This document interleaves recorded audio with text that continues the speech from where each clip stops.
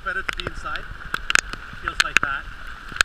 But then I know that if I don't go today, and there's another day like this, or a couple of days after each other, then I won't go. So I'm just gonna do it.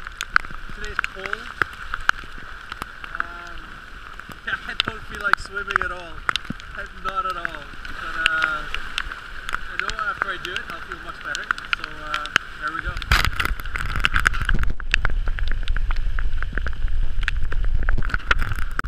I knew it. Just getting into water, it's great. So the wind just died, but we still have the waves.